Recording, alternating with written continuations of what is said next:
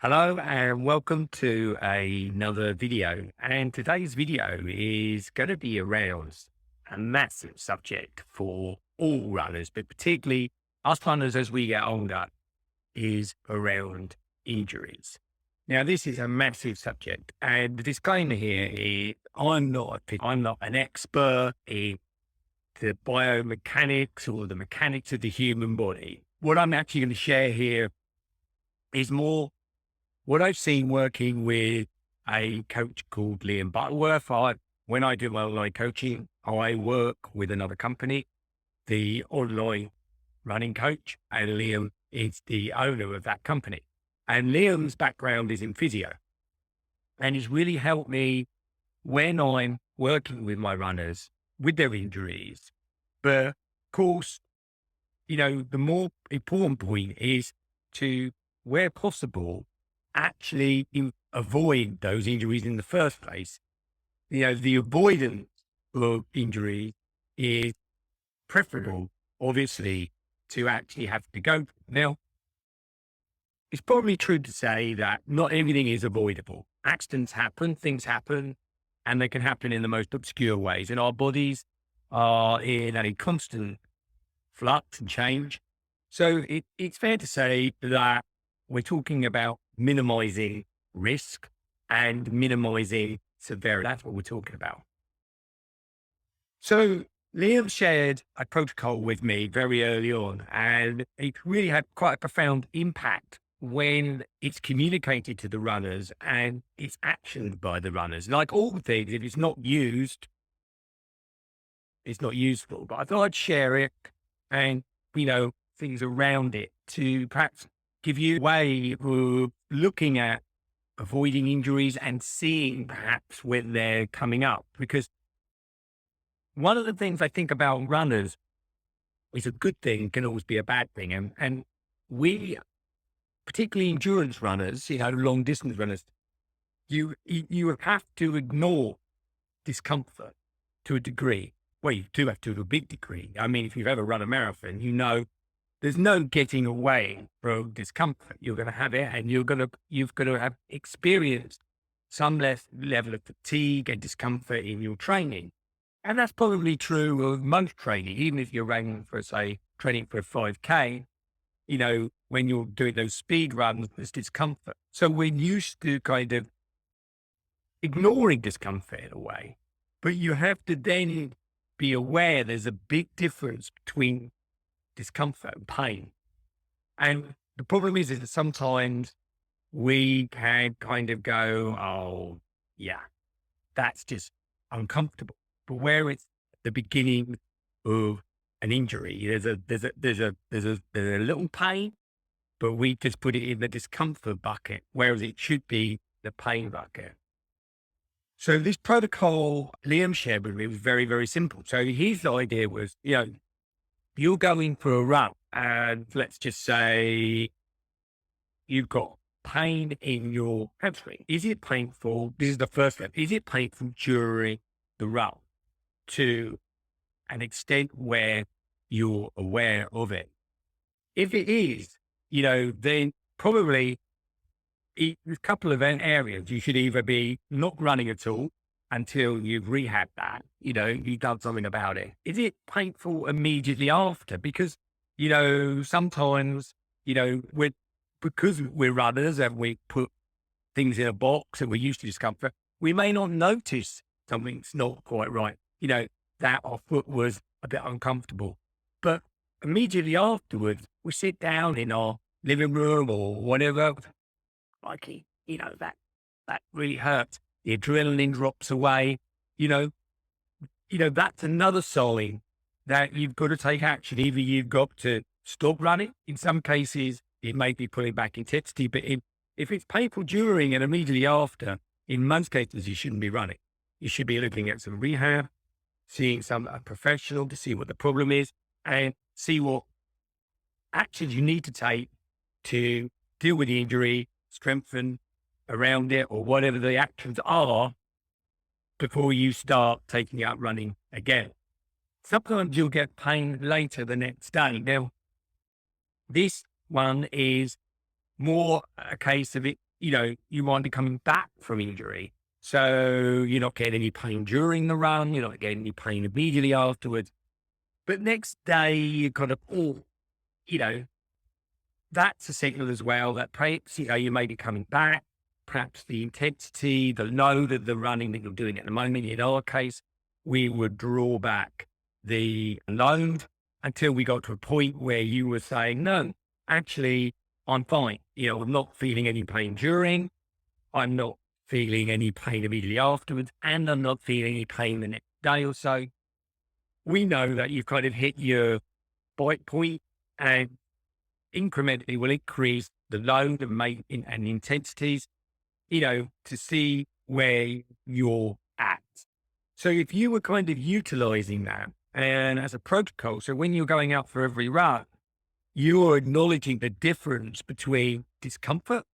So oh, I'm tired, or, oh, got to keep going, or whatever, from, oh, pain. Then you use this protocol with pain during. So, well, if it's, one being almost non-existent pain to 5 being excruciating, you can kind of say it's about a 2 where you might be in the early phases. So yeah, you might be able to continue running, but you've got to do something about that. Kill the dragon while it's small. If it means reducing your intensity, perhaps no speed run that week, or your load, and monitor it. Now, this really comes on to my next point. Really listen to your body. Now, we've all heard that say, listen to your body. But I go back to my original point earlier. Runners aren't really trained to listen to their body. Actually, what they're trained to do subconsciously is to ignore it. Because weirdly, people who listen to their body really intently where they run generally get reserved by this is stupid. I'm really uncomfortable. I'll share a quick story. My son, when he was at school, got picked for a cross-country run at a meeting, and I went with him. Now, he is a good runner. Both my kids are potentially good runners. But I saw at the end of that run, his face. And what was on his face was, this is stupid. What am I doing this? This is uncomfortable. And it's not something, he goes out for a jog and stuff. It's not something he does consistently. So you've got to acknowledge that as runners, we're kind of hardwired to not listen to our body, really. But you really have to listen to your body, how it feels, what's happening, so that you can really get the best from those protocols, so that you can acknowledge, yeah, this at the moment, this little twinge is a little twinge.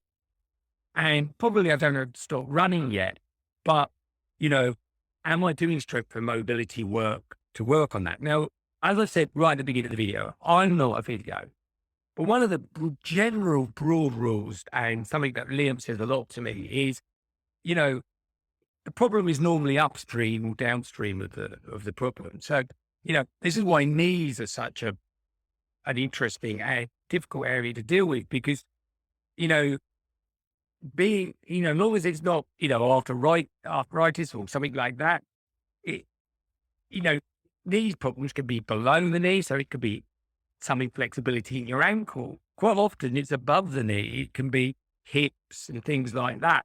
So people understandably look at the rehab scenarios on the area. So if you got, things in the knee, we're always focused on putting things on the knee. And I'm not saying that's wrong. Excuse me, I'm not saying that's wrong.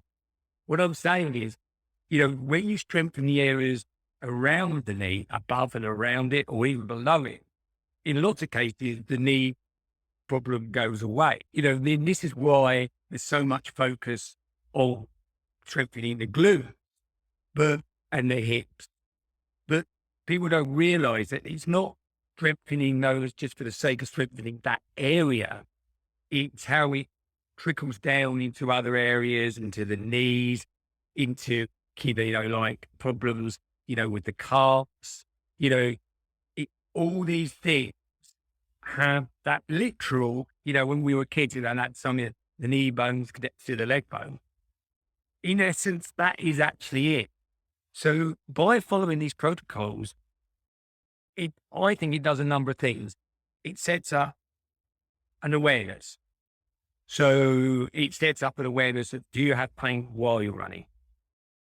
Do you have pain immediately after? You could check in with yourself.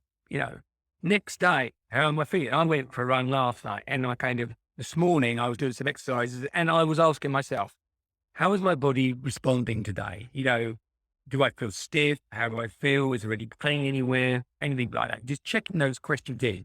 Now, for me, the question is, I had no real pain. I had a little twinge when I ran last night, just in my periphery. Nothing massive, but no pain afterwards, and no pain today.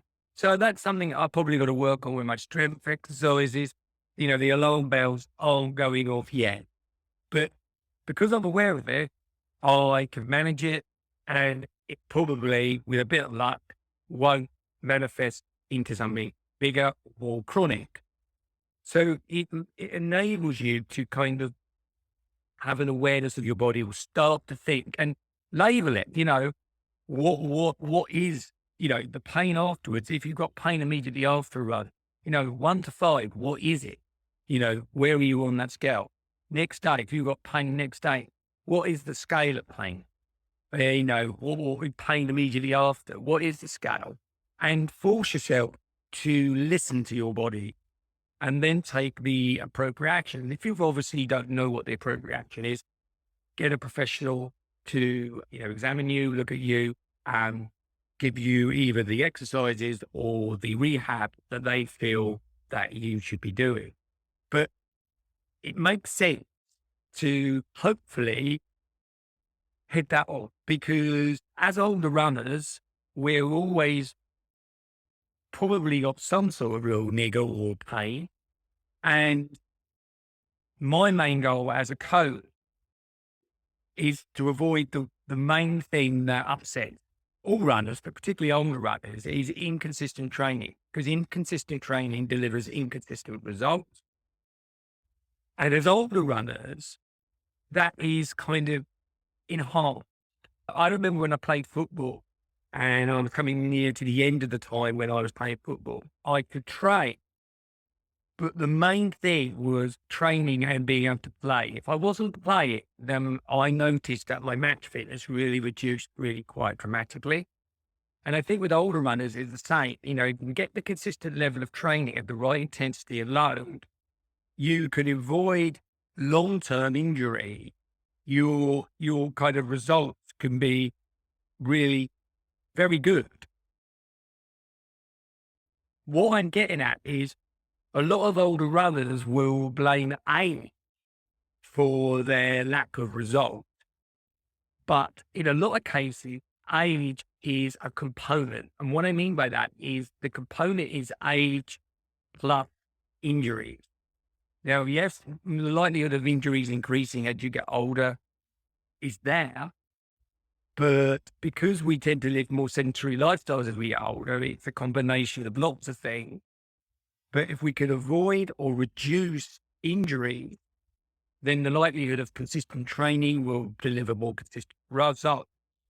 So actually, aging isn't the main thing. It's aging kind of plus injury. So this is why I think this is such a key video, is that, without getting into the woods about certain injuries and certain rehabs, if you ask yourself these 3 questions, whilst you're running, pain during running, pain immediately afterward, or pain later on, say next day, scale that, to 1 to 5, and then be honest with yourself and listen to your body, and then take the appropriate action.